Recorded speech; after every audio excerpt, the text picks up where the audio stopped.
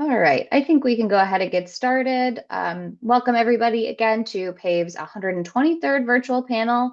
Today we are going to be talking about the AV Safety InfoShare, which PAVE and MITRE recently convened this year with a number of safety leaders in the industry. My name is Caitlin Magny Miller. I am PAVE's communications manager and I'll be your moderator today. I'll take a moment to introduce our guests and then we'll go ahead and get started. So today we are joined by Kevin Reilly of Cruise, Tanya Hood of Forterra, and Stephen Siko of Torc. Welcome. All right, so I'm going to start with Tanya for our first question. Let's start by talking about where the concept of InfoShare originated. Can you give us some insight on that and what InfoShare has meant for the aviation industry? And then also, would you say that InfoShare has achieved the goals that it originally set out? Yes. So InfoShare, going back to the beginning of the 2000s, so in 2002, the Federal Aviation Administration, or the FAA, had actually gotten together with a few industry leaders. And when I say industry leaders, I'm talking labor groups, universities, departments from universities, I mean, trade associations, domestic airlines, international airlines. I won't keep going and give a dissertation on all of the attendees of some of the original InfoShares, but the objective was to combine all of these experts across all of these domains in aviation with regulators to discuss some of the information that was starting to become very critical and relevant internal to all of these organizations, but not being shared with everybody else. So, for example, we had ASAP reporting, which was if a pilot, if a mechanic, if a crew member made a mistake, had an error, they could submit a report saying, I've made this error. Or if there was an issue with a certain aircraft, or if there was a certain issue with a policy, a procedure, a ramp, a location, internally, a lot of that reporting was occurring, but we weren't sharing with each other. So if I worked at company A, who was, flying aircraft A, and had someone at company B also flying aircraft A, we weren't talking to each other. And so we might have been experiencing the same issue and not talking about it. There was also this initiative where the FAA wanted to have a deep impact on safety of aviation overall, or the national airspace system, and they didn't know how. So InfoShare was born. And in order to participate in InfoShare in aviation, the first one and through today, which they still occur, you have to basically sign a confidentiality agreement. You will not talk about what is discussed or shown in InfoShare. You can take back learning to your company and try to apply or understand based on what you've absorbed, but no pictures, no videos, nothing of evidence that was shown or talked about. And with that, what ended up happening is quite a few programs and improvements to safety in aviation. I'm sure if we ask anybody on the call, do you feel safe going to the airport, hopping on, a flight with American, Delta, United? I'm not trying to pick which one's better or worse. I'm just saying these are the obvious huge players, right? Most people would say, absolutely, I feel safe. I have more concerns driving to the airport than I do getting on the airplane and getting to my destination. So I would say that InfoShare has achieved its objectives that were originally set, because there's been vast improvements to safety. There's been a lot more sharing. And we also, for example, have something called the SIAS, Aviation Safety Information. I can't say the rest of that acronym, sorry, there's too many words, but think about if there's an issue that happens with certain aircraft at certain airports, if there is a lot of, there are TCAS alerts, or basically like terrain alerts happening in a certain location, or if there's a common issue of runway confusion at a certain airport that have runway 10 and runway 01. A SIAS collects all that information, and anybody who participates can get information out of the system to understand if they're experiencing an issue that another operator may be experiencing. So that's just one example of a lot of value and benefit that was added and improved safety in aviation because of InfoShare. And I believe that answered the question that you had asked, if it has achieved its goal. Yeah, absolutely. Really helpful background for us as we get into this topic. Kevin, I'm going to turn to you now. We hear often that airlines don't compete on safety. Can you talk about what that means and why it's significant, and further what that might mean for the AV industry? Yeah, thanks. Great question, Caitlin. Thanks for having me on this panel. Really glad to be here. I think the best way to explain this is looking at the commercials we see on television, right? Airlines advertise all the time, but they aren't telling you how great their safety records are, or how many miles they've flown without an accident, or that they have a 5-star safety rating with the FAA. On the contrary, you watch a car commercial and you can bet they're touting all of their safety features and the tests they've done to the vehicle to prove crashworthiness. And that's certainly important for the consumer to know. But what we're trying to do with this InfoShare effort that is so unique is the foundational trust building that's happening between the AV companies that participate in this event. We're obviously in the early innings of proving to the public and the regulators that each of our companies are building this technology safely and that we're deploying it cautiously. Because at the end of the day, our companies want to generate revenue and want to be profitable, but the competition part between the AV developers doesn't need to be on the safety front. We all want to do the right thing. And as we've seen in the airline industry, even if airline X were to have an accident, it reflects poorly on the entire airline industry, regardless of what paint is on the outside of the aircraft. And I think we've seen that in the AV industry as well already, that one incident can put a black eye on the entire AV industry, regardless of fault or cause or what AV company was involved. So that's the underlying message we're trying to convey and take from the aviation world, not only to our own companies, but to the entire AV industry that, we don't need to compete on safety. Instead, let's work together, build that trust and that culture to share what has worked and what hasn't worked at our own companies so that others can learn and figure out if something needs a change with their own safety management system. Absolutely. Thanks, Kevin. And you segued us perfectly into my next question. Stephen, I'm going to ask you, you work specifically in safety management systems, or SMS. Can you talk about what SMS means broadly and what role that plays at an AV company? Yeah, sure, Caitlin. So when we talk about a safety management system, or SMS as it's commonly referred to, we're fundamentally talking about really a framework or an ecosystem by which companies can enhance safety. And that framework is built upon and meant to foster, internally a healthy safety culture. So parts of that framework include safety policies and objectives, and the purpose of those is to really provide that overarching North Star for safety within the company. Safety risk management, that's the managing of your day-to-day safety risks, basically. And then safety assurance, monitoring, checking, and auditing the safety work that the company is doing. And then lastly, the promotion of safety. And that really kind of speaks to the safety culture, really, through targeted communications, programs, training, and just really, promoting that within the company. And the role that plays at an AV company is really foundational. Autonomous vehicles are being tested, deployed in many different design domains, most of which are in proximity to road users and pedestrians. And they're also very complex systems. And that requires not only, the safety and engineering rigor in the design, but safety performance feedback loops to ensure that safety is being maintained. And then, I talked about culture earlier. Finally, it really boils down to the people working at the AV companies to really do the right thing when they see potential safety problems. You can have all the best processes, procedures in place, but if the safety culture of the company isn't sound, then that causes problems. So. Absolutely. Thanks, Stephen. Tanya, I'm going to come back to you here. Many of you in this field come from the aviation and airline industry. How would you say airline safety practices are similar and or different in the AV industry? And then what do you think that the AV industry can learn from airline safety practices? So one of the biggest differences, which I definitely want people to leave this call understanding, is control of the environment is a big difference between aviation and the AV space. Now, that's not to say we don't have some control of the environment. You could choose where you operate. You could choose what time you operate. You could choose if you're going to operate in a fenced area, if you're doing more of industrial work, or if you're going to do a certain location of a city if you're ride hail.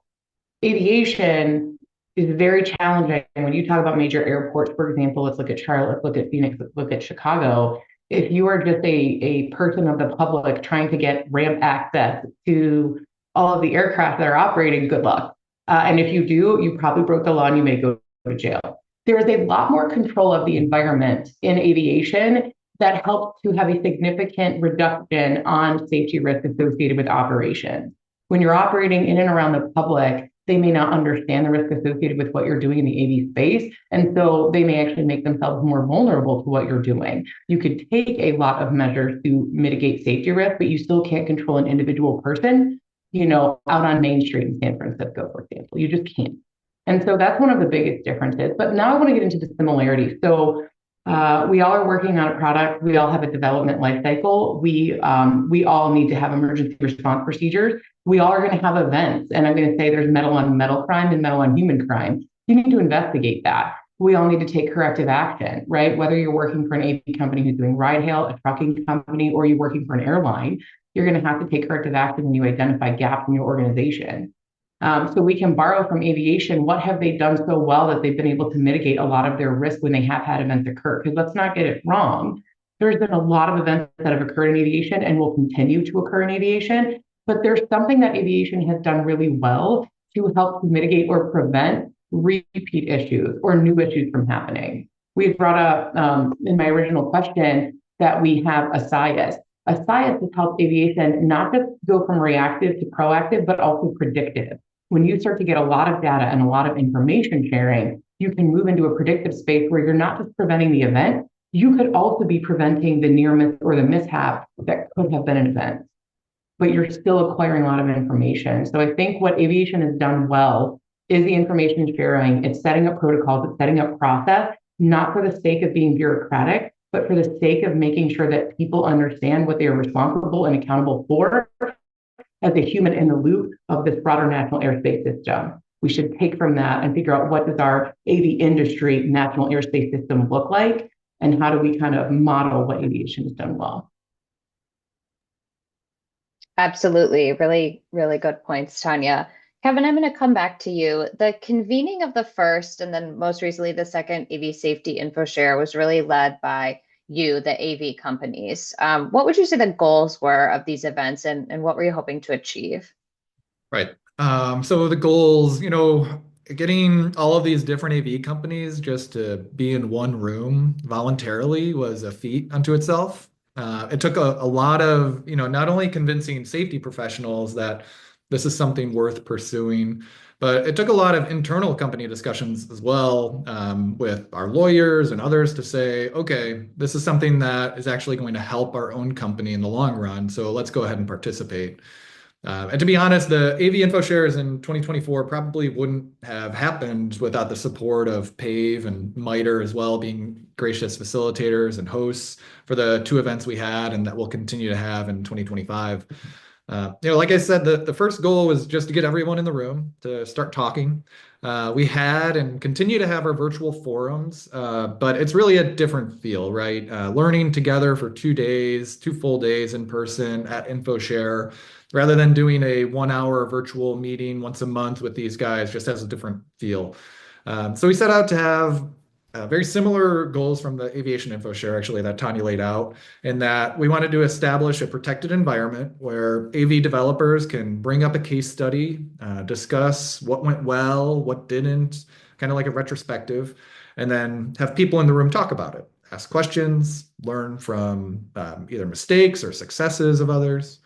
So it's really exciting to see when you're there to see the back and forth between the group of participants, because we all have our own experiences, our own ideas and philosophies on how to manage safety. But because of the protected environment we've established for this InfoShare event, people really do speak their mind. They disagree with respect. We were together last week, I think it was, and there was great conversation. People speak with candor and honesty. So that was our primary goal, and what we're hoping to achieve is getting an in-person InfoShare event established, between our AV companies. And I think we had around 10 different companies represented at our last InfoShare. We had a great turnout where the industry was able to break down barriers and learn about how other companies are managing safety, really thinking about safety similar to how the aviation industry established its InfoShare. Thanks, Kevin. Yeah, I agree. As somebody who is able to attend the most recent InfoShare. It was great to see you all collaborate and work through some of these issues so well. I have a question for all of you now. One of the important elements of InfoShare is confidentiality. So I'm not going to ask each of you to talk about specifics of what you or anyone shared, but I'm wondering if you could each share a big picture takeaway from the event, and maybe Stephen, you can start. Yeah, absolutely. So my big picture takeaway, and Kevin touched on this a little bit, is that as we're sharing, it quickly becomes apparent that we're all dealing with the same or similar types of issues from a process or procedural standpoint. And although one company may do something better than another, overall, like as you're participating in this InfoShare forum and you're describing a particular pain point, you look around the room and you see a lot of heads nodding up and down. And you get a lot of engagement and discussion surrounding that pain point. And so, I mean, that is my biggest takeaway, that we're all dealing with similar issues, and really, that lends itself to really these collaborative opportunities that we're hoping to achieve going forward. Kevin? Yeah. Okay. So for me, just to make this really clear, actually, just brought up confidentiality and about how we establish that protected confidential environment. It's similar to aviation, right? It's through a set of ground rules, and Tanya mentioned this earlier on, that each person attending the InfoShare agrees to comply with, simple things like not taking photos or videos of content being discussed, not using someone else's IP, et cetera. But the big takeaway for me, presenting at the past two InfoShares now, it's just been really the trust building between our companies during and then in between these semi-annual events that we've started. I've been able to pick up the phone or send an email now to Tanya and others, to these different companies, to just ask them a question, whether it's about a safety process or a new standard or something I'm struggling with. And their willingness to share information and how it works at their company, it happens at InfoShare, but it really sets you up for success in building that trust between each other. It's probably something they wouldn't have shared either if we didn't have this established event like InfoShare. And then, this really reminds me of a few years ago when I was working as a safety management consultant in the transit industry. I was able to bring together a regional airline and a mass transit agency for an InfoShare event, because the airlines have been complying with SMS standards for a decade now. And I wanted to build that personal connection, right, between an airline safety group and a transit agency safety group, where they can share best practices for safety management that really cuts across modes of transportation. And it was such a successful thing that the next InfoShare between this airline and transit agency, we even had them bring their senior leadership to meet each other and learn what it means to be an accountable executive in a mature SMS, what it means to be a risk owner and make decisions as part of the company's risk management process.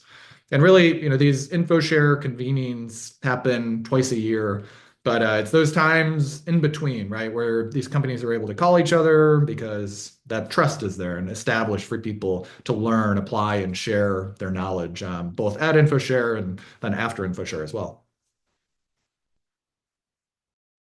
All right, I guess I'm next since I'm the third.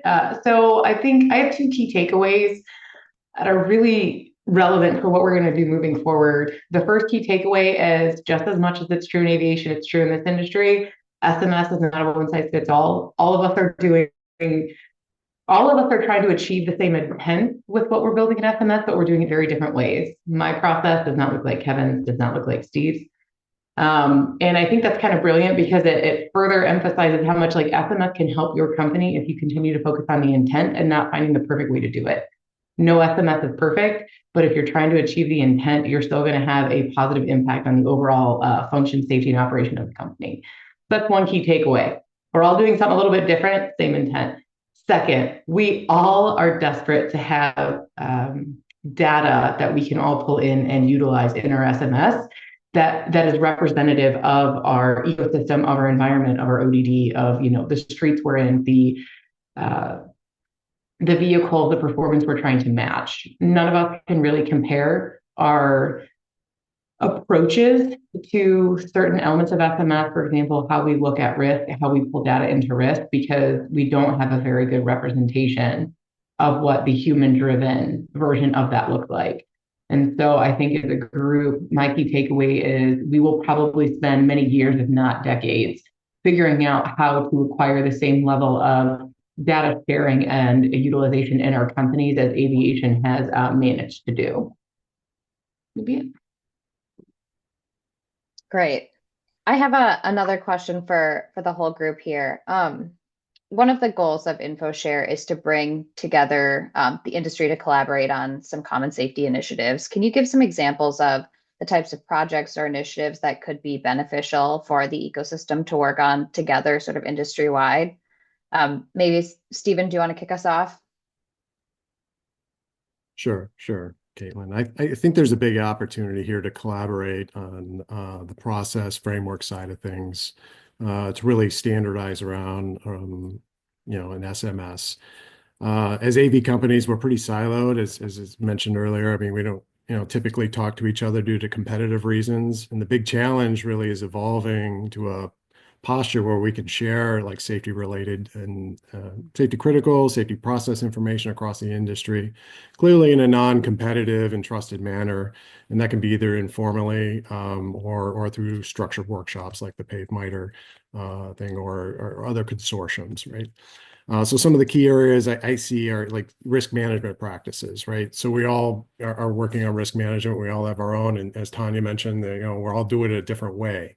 Maybe there's some standardization or commonization where we're taking the best practices and applying them. Similarly with audit and assessment criteria, and then safety culture. I mean, for us, that's a really key area. As tech companies, we sometimes don't do culture well, right? Let's be candid, and it's something it's squishy. It's hard to measure, either quantitatively or qualitatively. When you're in a good culture at a company, and when you're in a bad culture, but it's really difficult to quantify. So I think that's something that really has that's a big area of exploration for us.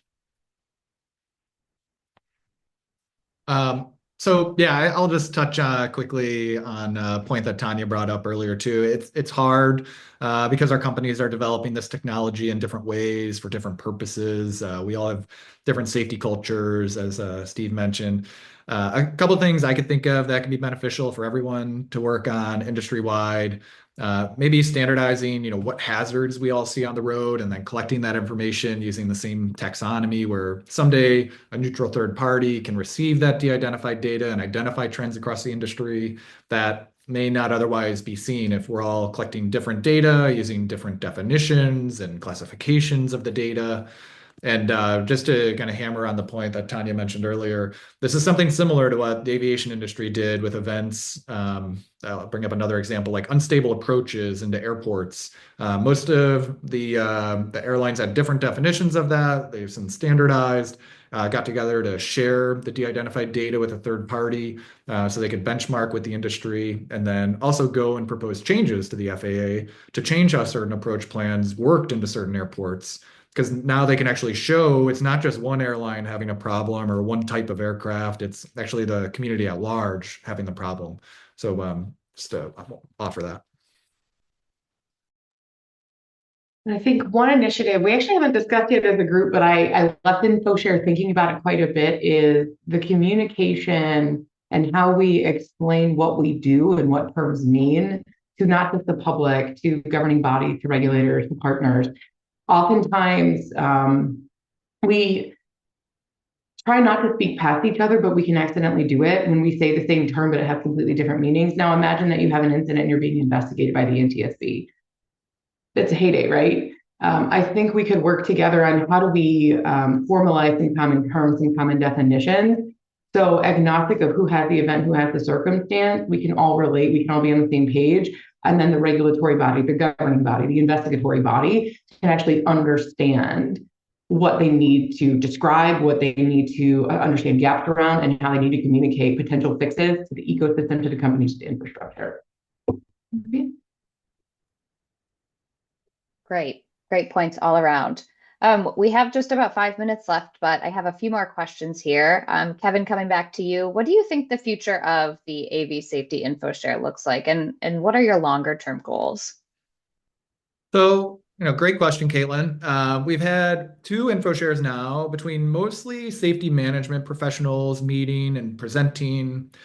What I see now is that this group continues on and may begin to expand our audience, right, between our companies.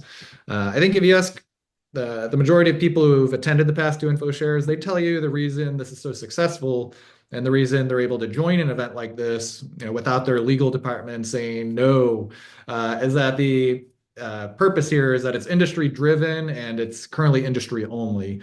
I think the next logical step in organically growing this event for the benefit of adding value to the participating companies is really to bring specific focus areas to the event where, let's say, every company sent their expert on their own software release process, right? Everybody has a software release process. And there can be a breakout session for those experts to share case studies and lessons learned in their own release process.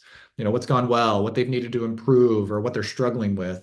Another example is bringing in like-minded folks on the safety engineering process and how different organizations verify and validate their AV stack using ML or AI trained models that need to be continually validated every release.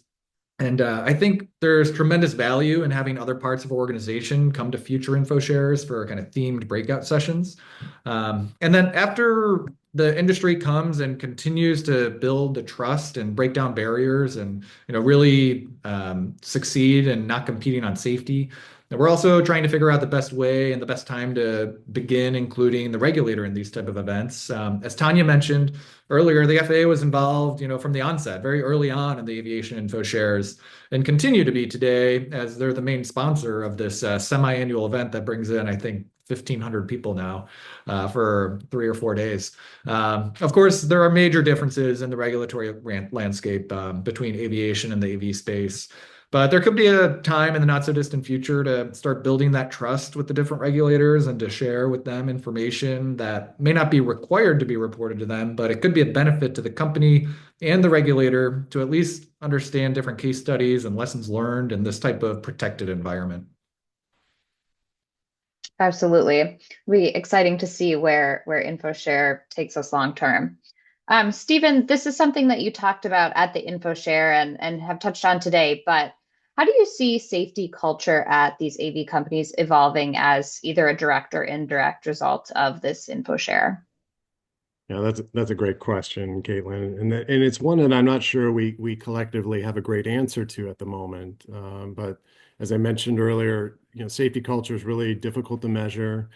If you can't measure it, how do you improve on it? Part of that, I think, involves the sharing of best practices, particularly at these InfoShare events. And I really like what Kevin just mentioned about, digging deep with workshops and case studies.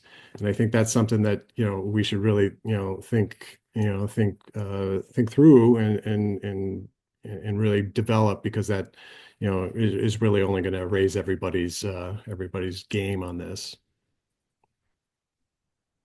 Definitely. All right, Tanya, last question here. At PAVE, you know that our main goal is really to help educate the public on the future of AVs. So when we talk with the public, a lot of them raise safety concerns. How do you think we can take some of your work in this AV InfoShare and help sort of manage and redirect these safety fears? I think a lot of education can come from the discussions we're having, because even, sitting with representatives like you from PAVE and then sitting with representatives from MITRE, and you're absorbing this information that you hear. I think it comes down to how Steve defined SMS in the beginning. To summarize some of the words he said, it's effective management of safety risk. Now, what is safety risk? Safety risk often looks at how do we reduce harm to humans primarily, and secondarily, how do we reduce impact to resources or damage to resources? So if everybody understands the intent of SMS is to manage safety risk and reduce harm to humans, and there are groups in all these companies who are actively working on protocols and processes, procedures to make sure we're doing that well.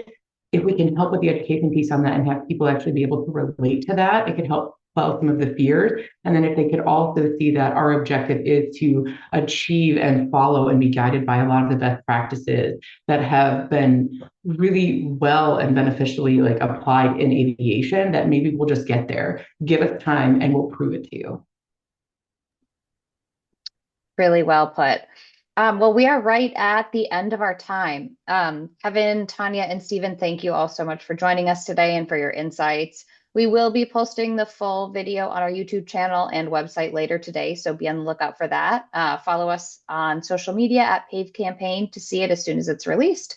And thank you to all who attended and who submitted questions in advance. We really appreciate your participation.